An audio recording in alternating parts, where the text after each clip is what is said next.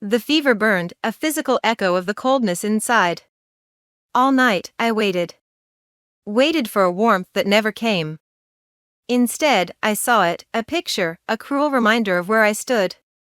Someone who truly loves you will show up. The word stung, a brand against my skin. The truth was a bitter pill, one I had to swallow alone, in the sterile silence of a hospital room. That night, something inside me broke, not with anger, but with a quiet, hollow understanding. I realized then, with a chilling clarity, that the person I was waiting for, the one I had believed in, had already chosen someone else. And in that moment, I knew I could never wait again.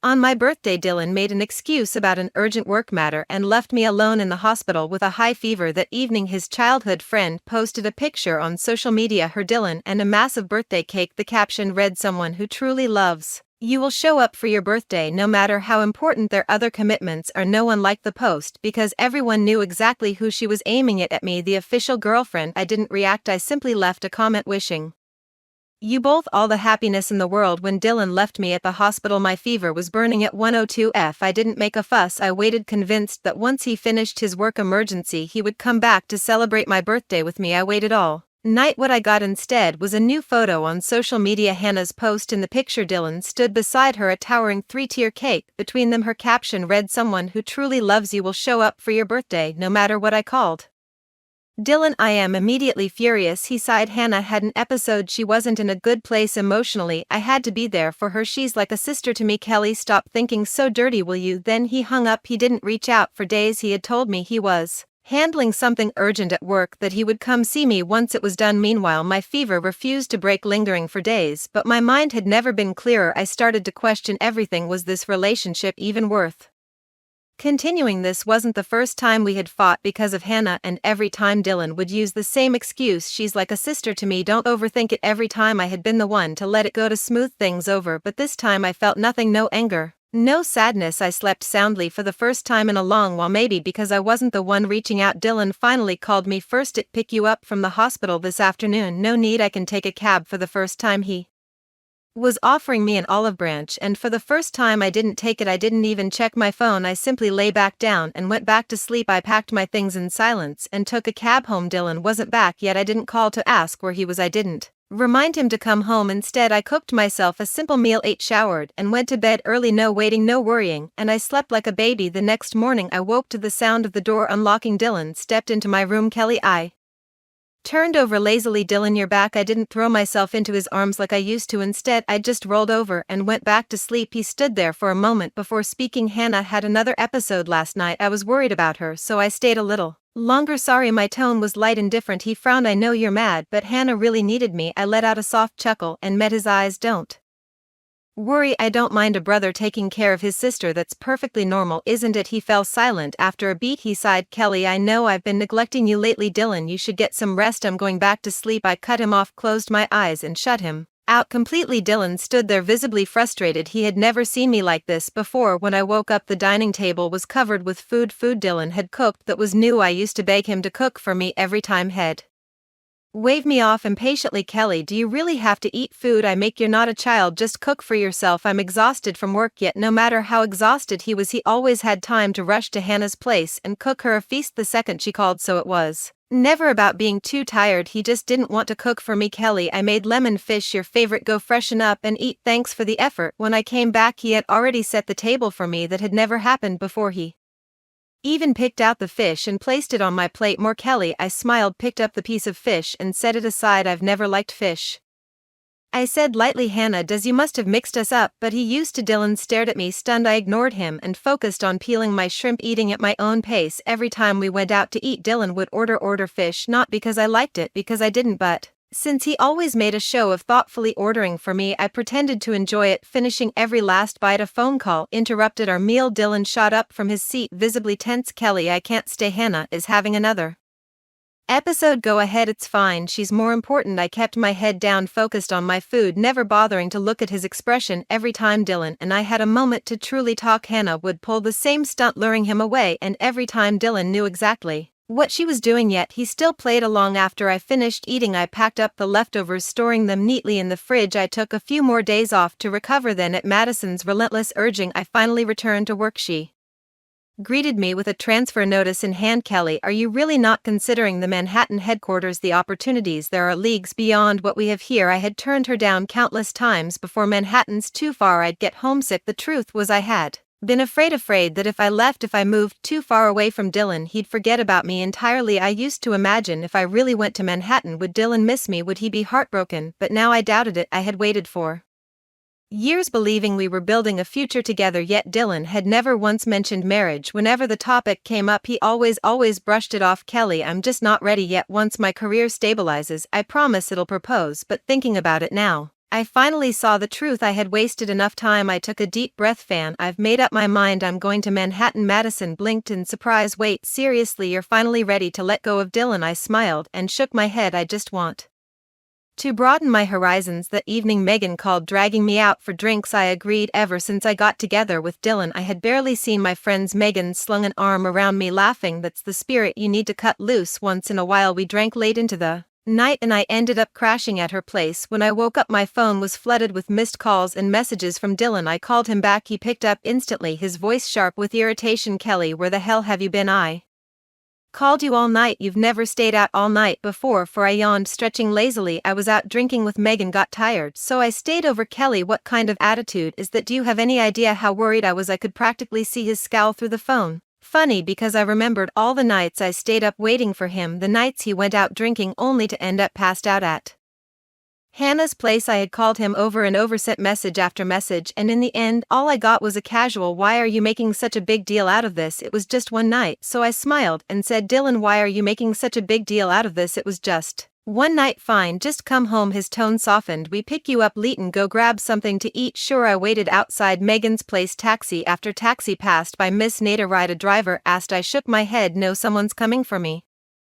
From his place to he. The drive should have taken 15 minutes. I waited for over half an hour. Finally, his car pulled up, and in the passenger seat sat a very familiar figure. The window rolled down. Hannah leaned out, her tone light and sweet. "Kelly, I'm sitting in the front. You don't mind, right?" I climbed into the back seat without hesitation. "Why would I mind?" Dylan cleared his throat. "Hannah's power is out, so I figured we could all grab dinner together. That okay?" His eyes flickered to mine in the rearview mirror. I shrugged. F by me. Dylan frowned slightly. Something was different. Before I would have thrown a fit, but this time I didn't say a word about Hannah taking the front seat at dinner. Dylan cut up a steak and placed it neatly in front of Hannah. Hannah turned to me with a smile. "Kelly, don't be upset, okay? Taking care of me has just become a habit for Dylan. I'm always the first thing on his mind." I smiled faintly. "Why would I be upset? You two have such a great sibling bond." Dylan, clearly uncomfortable, hurriedly cut a piece of steak for me as well. I didn't need it. The waiter arrived with the last dish and glanced at Hannah with envy. "Miss, you're so lucky. Your boyfriend really loves you." Dylan's brows furrowed, his expression darkening, but Hannah basked in the compliment. "Kelly, you're not mad, are you?" Hannah asked sweetly, but I knew better. She wanted me to snap, to lash out, but I wouldn't give her the satisfaction. "Why would I be mad? You two look great together." I smiled as if none of this had anything to do with me and continued eating. Hannah sighed theatrically. "It's such a pity. If I hadn't fallen ill back then,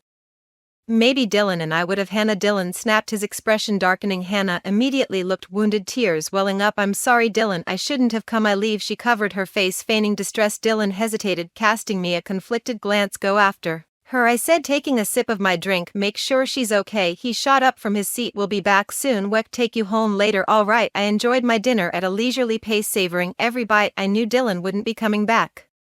Sure enough, as soon as I got home, my phone rang. "Kelly, where are you?" "I'm home." My tone was calm. "I told you Idaho drive you back." There was a hint of reproach in his voice. "I figured you wouldn't come, so I took a cab." I remembered all the times I had asked him to pick me up, and he would brush me off, irritated. "Why can't you just go home by yourself? Can't you see how busy I am?" This time he was the one left in silence. I hung up without another word and went on with my night, applying a face mask as if nothing had happened. As expected, Dylan didn't come home that night, but I still slept soundly. Surprisingly, when I woke up, Dylan had already made breakfast. "You're up, come eat." Dylan cooking so frequently was a rare sight. I sipped my coffee and he stared at me, troubled. "Kelly, do you know what time I got back last night?" I shook my head. "Wah." Before, if he was out past 10, I would always call asking when he'd be home, but lately I hadn't called or texted once. I hadn't even cared if he smoked an entire pack Of cigarettes at home, all I said was you should smoke outside, the smell's too strong sometimes. I didn't even acknowledge him at all. Dylan shifted uncomfortably as if something was slipping through his fingers. Kelly, we're adults. If you're upset, just say it, don't act like this. He finally cracked. I finished my last bite, set my utensils down, and stood up. I have nothing to say. I'm full time for work. We'll drive.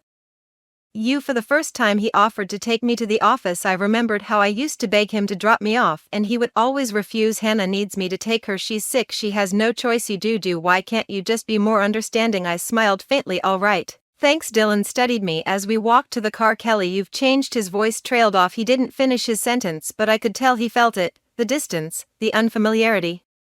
He opened the front passenger door for me out of habit. I walked past him and slid into the back seat.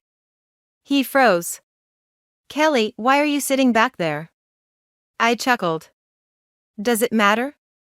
I used to fight him over this. Why does Hannah always get the front seat?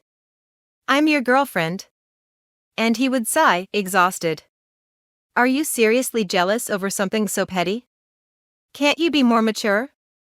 When we arrived at my office, he hesitated before speaking. Kelly, I have a corporate event tomorrow night. I can bring a +1. Sounds nice. I stretched lazily, indifferent. You can come with me, he said, frowning slightly, waiting for my response. I used to fight for moments like these, opportunities to be seen, to be acknowledged as his girlfriend. Dylan had never taken me to these events before. In fact, he rarely introduced me as his girlfriend at all. All right, I nodded simply and walked into the building. Inside, Madison handed me the final transfer documents. You're really sure about this? I signed without hesitation. Yeah. I'm going to Manhattan. I hadn't told Dylan yet and had no plans to. As soon as I got into Dylan's car, I saw Hannah sitting in the passenger seat. Kelly, you don't mind, right? She said with a sweet smile. I was the one who begged Dylan to bring me along. I've never been to one of his corporate events before. Her hand was wrapped around Dylan's arm. He didn't pull away. At that moment, I felt like the outsider. I smiled faintly. It's fine. Why don't you two go without me? I still have some work to finish up. Dylan frowned. Kelly, you already agreed to come. Now you're backing out? You have Hannah with you. You don't need me there. I glanced at the time. Just drop me off at the office. Dylan exhaled sharply, irritated, and drove me to the front of my building. I stepped out without a second glance. Is Kelly mad? Hannah leaned against his shoulder, her voice soft and pitiful. Dylan let out a cold laugh. Let her be. I settled onto my couch, scrolling through my phone when a notification popped up. Hannah had just posted a new photo. She was leaning against Dylan's shoulder. The caption read, "Real care means always wanting to keep me by your side no matter what." Hannah loved flaunting everything about her life online. I used to follow her just to keep tabs on her and Dylan, but now it felt pointless. I unfollowed her without hesitation. Her post was meant for me. But no one liked it. Everyone was waiting to see how I, the official girlfriend, would react. I didn't care. Because soon enough, I wouldn't be his girlfriend at all. That night, my phone rang. It was Dylan's number, but when I picked up, Hannah's voice came through. Kelly, Dylan's drunk. He fell asleep at my place. Got it. Then I'll leave him in your care. I hung up. Hannah had only called to gloat. She wanted me to react. Hannah and Dylan had been childhood friends. Almost something more, until his mother put a stop to it because of Hannah's fragile health. Now, I wondered, was I just a convenient excuse to pacify his mother? I took a shower, watched a movie, and went to bed early. Then, in the middle of the night, my phone rang again. Kelly. Dylan's voice was slurred. I'm drunk. I know, I said calmly. Hannah will take good care of you. Silence. I hung up and pulled my blanket over me. Once upon a time, if Dylan ever called me drunk, I would rush out, no matter how late it was, pick him up and bring him home. I even tried to stop him from drinking too much. But he always complained to his friends. She's so annoying. Always nagging. Always controlling. I have no freedom at all. It's suffocating. Not like Hannah, she lets me be me. She never tries to rein me in. To prepare for my move to Manhattan, I had to wrap up all my work and hand everything over smoothly. For days, I buried myself in tasks, barely pausing to breathe. Megan, worried about me, dragged me out for drinks. You need a break, she said, pulling me toward the bar. You keep this up, you'll work yourself to death. I smiled. Maybe she was right. Be honest, she asked after a few drinks. Are you really okay with leaving Dylan? If she had asked me before, my answer would have been no. For years, my dream was simple: marry Dylan, have a family, live a stable life. Does he even know you're going? I shook my head. Doesn't matter whether he knows or not. But enough talk. Tonight, we drink until we drop.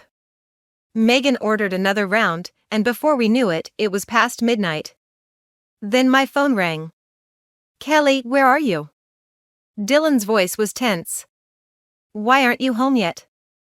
I tried to focus, steadying my voice. Do you need something, Dylan? Kelly, do you know what today is? I frowned, thinking. Should I? Our anniversary. 3 years. I waited for you all night. I had forgotten. For every anniversary before this, I had been the one to plan everything. I remembered every single date. Last year, I decorated our place, cooked his favorite dishes, and waited for him to come home. When I finally called, it was Hannah who answered. Kelly's calling you again, she had said, teasingly. Then Dylan, annoyed, took the phone. What do you want? I'm out of town. But, why was Hannah there with him if he was out of town? It's our anniversary, I had said. Did you forget? Dylan sighed, clearly exasperated. It's just a date, Kelly. What's the big deal? We can celebrate next year. I had stared at the beautifully set table, the candles flickering uselessly. But I made dinner for us, and he just ate without me. And that was that. Now, thinking back, I felt an old sadness creep in, but I forced a light tone. It's just an anniversary. We can always make up for it another time. I'm exhausted, Dylan. Let's talk tomorrow. And with that, I hung up. For the first time in 3 years, I slept peacefully on our anniversary. By morning, Dylan had sent a string of texts. I didn't bother replying. I left Megan's place and went straight to work. And there Dylan was, waiting for me downstairs, holding a bag of breakfast. Kelly, what's going on with you? He asked, looking unsettled, uneasy. I shrugged. What do you mean? I'm doing great. I ate well, slept well. I had never felt better. Before, my life had revolved around him. I monitored every little thing, his late nights, his skipped meals, his every interaction with Hannah. It had drained me completely. Now, none of it mattered. Kelly, let me pick you up tonight, he said suddenly. Come with me to see my parents. He reached for my hand. I pulled away. I had asked to meet them before, yet he had always brushed it off. It's not the right time, he would say. And now, out of nowhere, he was inviting me? Dylan took a deep breath. I know I've neglected you.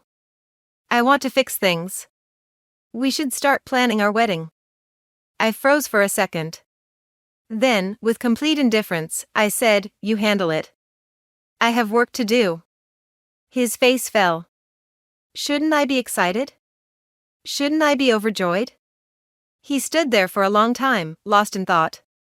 By the time he finally flicked away the last of his cigarette, I was already gone. That evening, I dressed up a little and waited by the door for Dylan to pick me up. Minutes passed. Then half an hour. Still nothing. I called. No answer. I texted. No reply. And then, almost instinctively, I opened Hannah's Instagram. Her latest post showed her laughing, clinging to Dylan's arm as he carried a pile of shopping bags. The caption read, "After all these years, whenever I say I'm bored, he's always there to keep me company." I liked the post. No wonder he didn't show up. He had been busy shopping with Hannah. I hailed a cab and went home. I wasn't angry. I made myself a simple plate of pasta and sat down to eat. Then the front door opened. Dylan walked in. And Hannah was right behind him. "Kelly," she said sweetly. "Dylan spent the whole day shopping with me. I feel so bad for keeping him from seeing his parents." She tilted her head, feigning guilt. "You're not mad, are you?" Hannah clung to Dylan's arm, her gaze challenging as she looked at me. Dylan, looking guilty, quietly pulled his arm away. "Kelly, I'm sorry. I'll take you to meet my parents tomorrow." "It's fine," I smiled as if I didn't care. "Have you two had dinner?" I made pasta.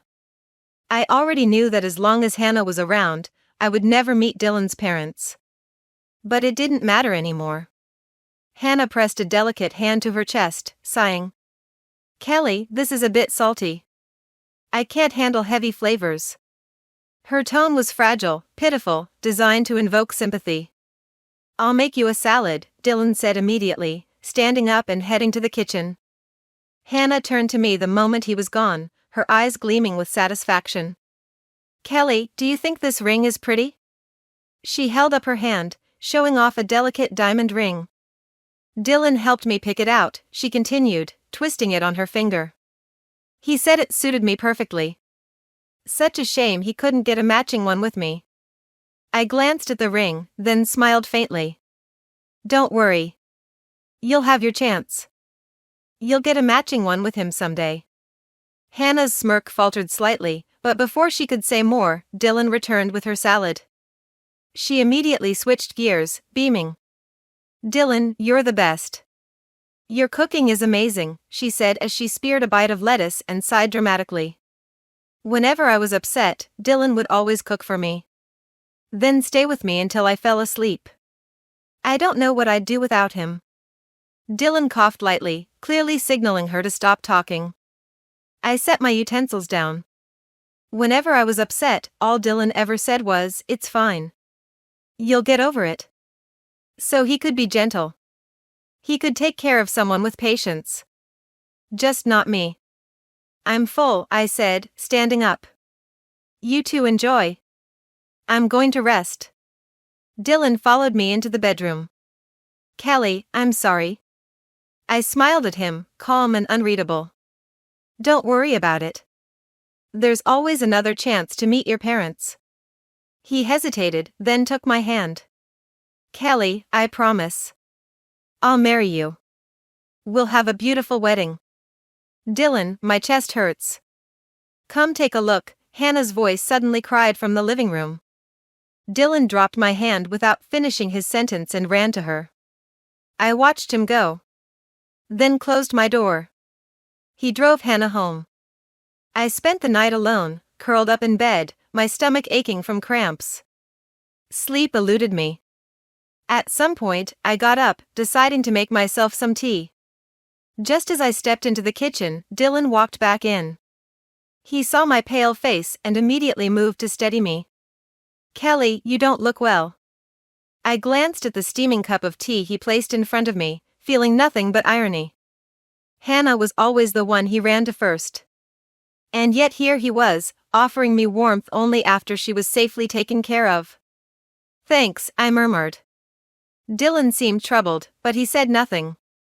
I gave him a small smile, drank my tea, then went straight to bed. The next night, Dylan hesitated before speaking. "Kelly, my birthday is in a few days. I want to spend it at home, just the two of us. Is that okay?" "You plan it," I said, pulling the blanket over me and turning away from him. "Turn off the light when you leave." Dylan stood there for a long time. For the first time, he wasn't sure where he stood with me anymore. And that uncertainty left a hollow feeling in his chest, one that grew heavier by the second. Dylan's birthday was approaching. So I carefully picked out a gift for him. I chose a men's ring, the matching pair to the one Hannah wore. I figured he would appreciate it. It would be my final gift to him before I left. No need to be cruel. At least, not on his birthday. I'd wait until the celebrations were over before telling him I was leaving. Dylan picked me up, his car loaded with groceries. "Let's go home," he said, smiling. "I'll cook tonight. We'll have a nice meal together." When I reached for the back seat, he stopped me. "Sit up front," he said quietly. "I want to see your face." I didn't argue. I slid into the passenger seat without a word. Since it was his birthday, it didn't seem right to make him cook. He handled the washing while I did the actual cooking. During a break, I ordered a cake. At dinner, we sat across from each other. I reached into my bag and placed a small red velvet box on the table. "Dylan, happy birthday." His eyes lit up, but when I flipped open the lid, he froze. I blinked innocently. "What's wrong? Don't you like it?" I saw this picture saved in his phone, so I thought he wanted it. Hannah had wanted matching rings, and Dylan had saved the photo in his album. Since I was leaving soon, I figured I'd be considerate just this once, help him complete the set. Why sneak around when they could wear them out in the open? Dylan slowly shook his head. "Kelly, don't you realize this is the same ring as Hannah's?" I popped a shrimp into my mouth, chewing leisurely. "I know," I said casually. "But you liked it, didn't you?" His expression tightened. "But I want to wear a ring with you, Kelly. You're my girlfriend." He reached for my hand, but I pulled away before he could touch me. I put down my utensils and met his gaze. "Dylan, we both know each other too well," I said softly. "Some things don't need to be spelled out. As long as we both understand, that's enough." Dylan opened his mouth to speak, then his phone rang. "Dylan?" Hannah's voice came through, panicked. "The power's out at my place. I'm really scared." Dylan furrowed his brows. "You can light a candle," he said flatly. "Don't you have other friends?" "Today is my birthday, Hannah. I just want to spend it with Kelly." "Don't start this." "I'm sorry," she whimpered, "but I'm really scared." "Can you come over?" "I don't feel well." Dylan sighed heavily, then, to my surprise, his voice remained cold. "I'll call you an ambulance. If you're sick, go see a doctor." "Not one, I can't cure you." I stared at him. So, he had always known. He had always known she was acting, and yet he had willingly played along all these years. "Dylan," I cut him off. "It's fine. Let's not ruin the mood. It's your birthday. Let's just enjoy it." But Dylan looked unsettled, almost restless. Even as we cut the cake, his mind was elsewhere, his hands moving without thought. Something was gnawing at him. Something he couldn't quite place. The next morning, before heading to work, Dylan had already prepared breakfast. When I stepped out of my room, he looked up. "Eat up. I'll drive you to the office." "No need. I can go on my own," I replied, keeping my distance. Dylan acted as if he hadn't heard me. "Just eat." "Thank you." On the way, he barely spoke. But when we reached my office, he stopped me before I could leave. "Kelly, let's go out for dinner tonight. I made a reservation." I gave him a casual excuse. "I have plans. I'm meeting Madison and a client." "All right." Without looking back, I walked away. Meeting a client was a lie. I just didn't want to have dinner with him. After a long day at the office, I stretched, planning to take a cab home. But as I stepped outside, Dylan's car was still there, waiting. I frowned. "Dylan?" He smiled slightly. "I'm here to take you home." During the drive, he kept glancing at me, his uneasiness growing. He had waited outside all day. That meant he knew I had never gone to meet a client. I simply hadn't wanted to have dinner with him. "Kelly, tomorrow, I'll take you to meet my parents. They've been wanting to see you." I leaned against the window. All right. His parents wanted to meet me. I'd give them that courtesy. After all, I was only staying in this city for a few more days. Once we got home, I went straight to shower and sleep. I didn't say a single word to Dylan. He sat on the edge of my bed, watching me in silence. Kelly, I know I've let you down, he murmured. But please give me some time. I can change. Let's not break up so easily, okay? I kept my eyes closed, pretending not to hear him. After a long pause, he sighed and left for his own room. Once the door closed, I opened my eyes. If this had been before, Dylan's efforts would have touched me. I would have forgiven him without hesitation. But now, watching him with Hannah didn't even hurt anymore. All I felt was relief. That was when I knew I didn't love him anymore. Dylan's parents had prepared a lavish meal for my visit. On the drive over, I pretended to sleep, avoiding conversation. When we arrived, he gently nudged me awake. His parents were already waiting at the door. Kelly. We're so happy to finally meet you. His mother, Gloria, greeted me warmly, taking my hand. We've asked Dylan so many times to bring you over, she continued, but he kept saying he was too busy with work. Dylan stayed by my side while Gloria excitedly chatted, filling my plate with food.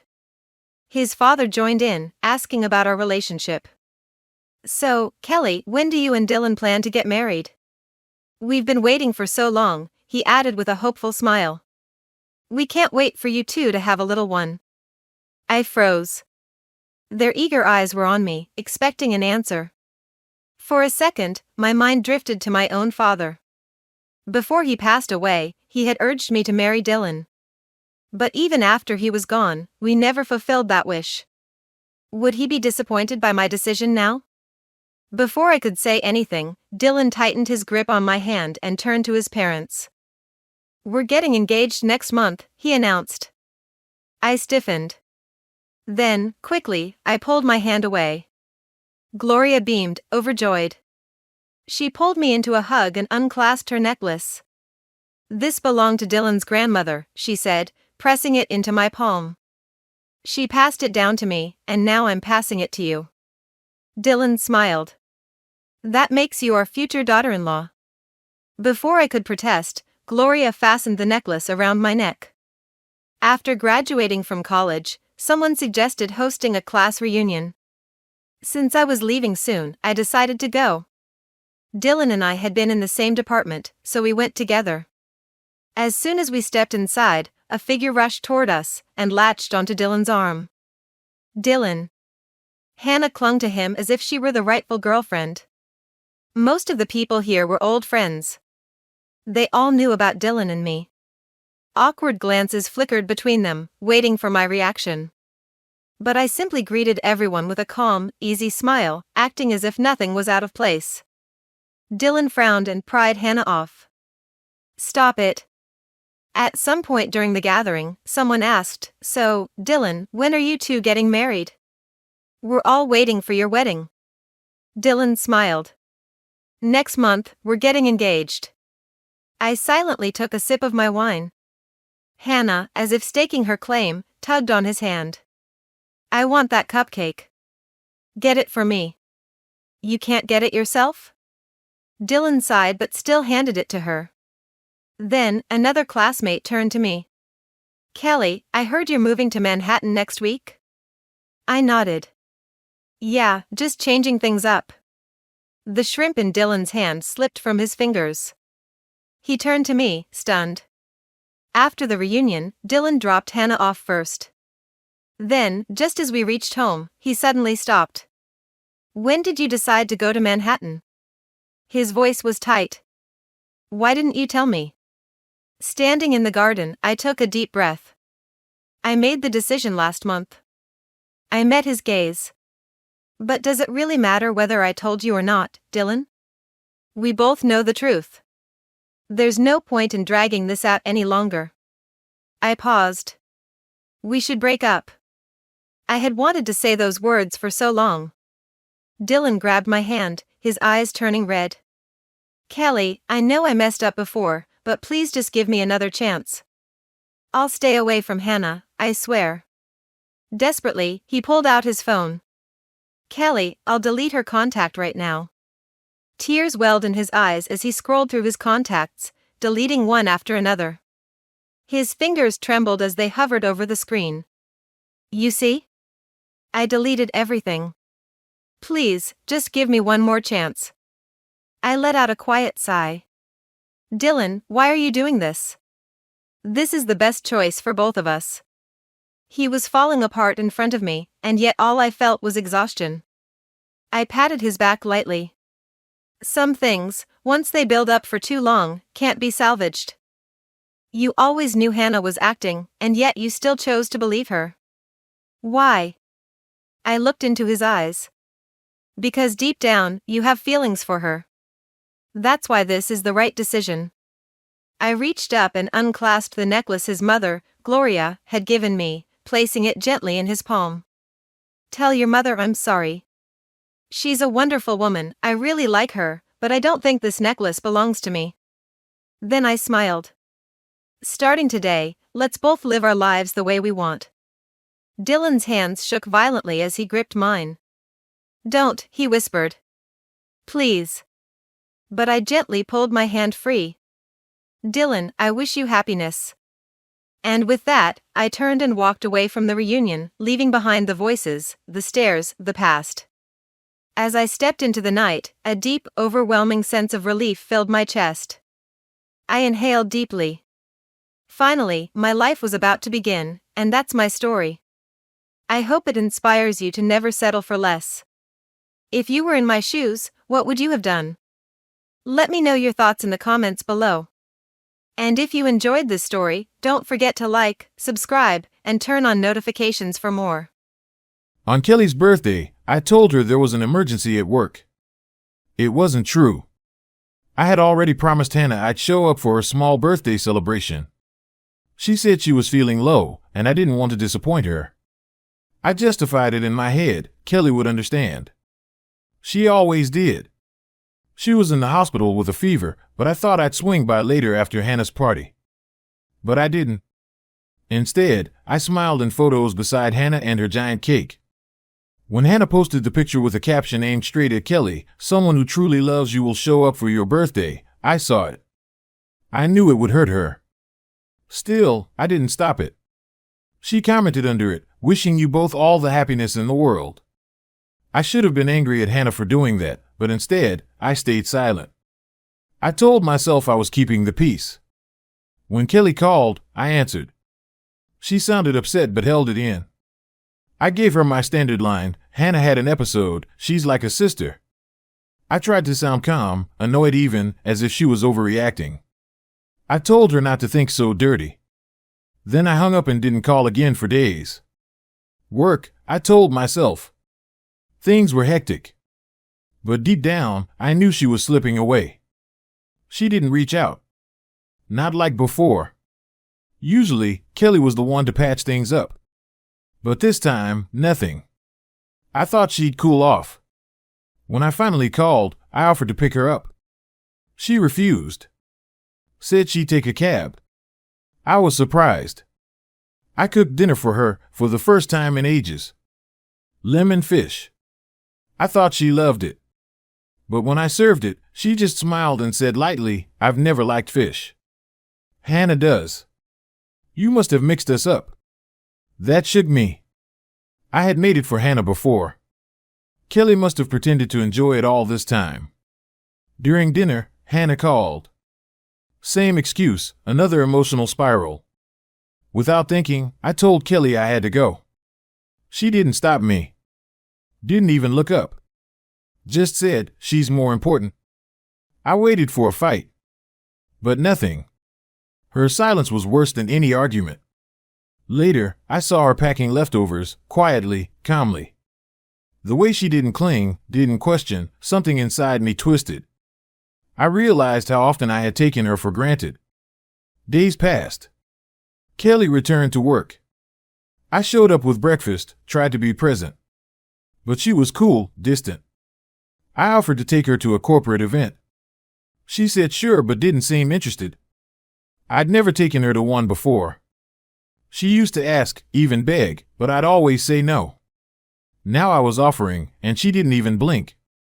When I picked her up, Hannah was in the front seat. She said sweetly, "You don't mind, right?" I thought Kelly would explode. But she just said, "Why would I mind?" Then, at dinner, Hannah kept taunting her. She hinted that Dylan had always been hers. The waiter even mistook her for my girlfriend. I watched Kelly smile through it all, untouched, unreadable. After dinner, Hannah pretended to cry. I followed her out. Kelly didn't react. Just kept eating. When I returned, she had already left. I called, angry. She said she figured I wouldn't come, so she took a cab. I remembered all the times she asked me to pick her up, and I brushed her off. She stopped calling. Stopped nagging me about smoking. Just said, "Smoke outside, the smell's too strong." I couldn't read her anymore. I tried again. I offered to drop her at work, to take her to meet my parents. She said okay but didn't seem to care. That night, I cooked, set the table, and even brought out a cake for my birthday. She gave me a small box, a ring. The exact one Hannah wore. My stomach dropped. "Kelly, this is the same one as Hannah's." She smiled. "I know. I thought you'd want to complete the set." She was mocking me, and I deserved it. I had saved that ring picture on my phone for Hannah. She must have seen it. Then Hannah called. Same thing. Power's out. I'm scared. But this time, I didn't go. I told her to call someone else. I told her I was with Kelly. Her silence said everything. After that, I tried to hold on. Took Kelly to meet my parents. My mother gave her a family necklace. I was proud, for once. But when I told them we'd get engaged, she pulled away. At a college reunion, Hannah clung to me again. I didn't stop her fast enough. When someone mentioned Kelly's move to Manhattan, my world shifted. She hadn't told me. I asked her later, "When did you decide this?" She said last month. I panicked. "Let's break up," she said. I begged. I deleted Hannah's contact in front of her. "Please," I said. "Just give me a chance." But she looked tired. Not angry, just done. She returned the necklace.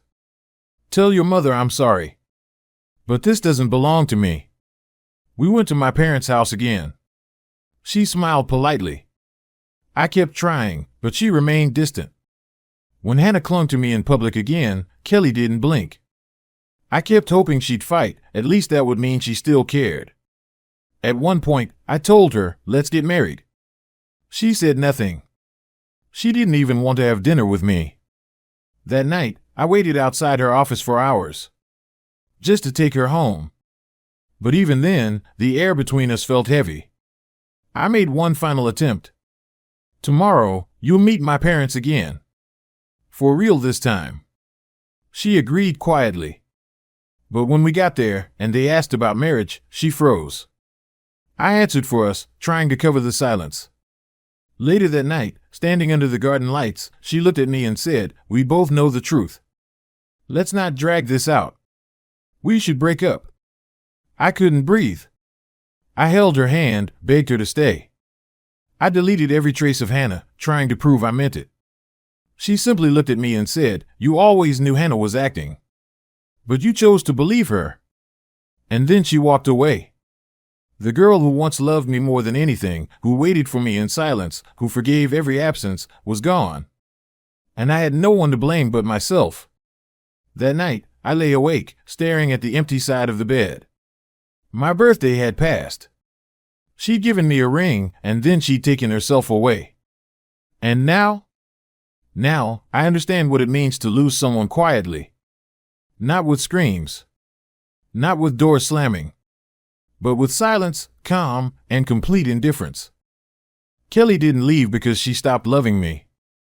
She left because I never really loved her enough. And by the time I realized it, she was already gone. 10 years. 10 years since I walked away from a life that wasn't mine. Manhattan became my canvas, a place where I painted a future I never dared to imagine. The city's energy, its relentless pulse, it mirrored the newfound rhythm of my own heart. I poured myself into my work, the challenges and triumphs fueling a sense of purpose I hadn't known before. Looking back, it's hard to reconcile the woman I was with the woman I am now. The echoes of that old life, the constant tug-of-war, they've faded into a distant hum. Now, my laughter is genuine, my smiles reach my eyes. I found a partner, Liam, who sees me, truly sees me, and cherishes the strength I've built. We have a small, vibrant family, and our home is filled with the kind of warmth I once desperately craved. The scars are there, of course, faint lines that remind me of the lessons learned.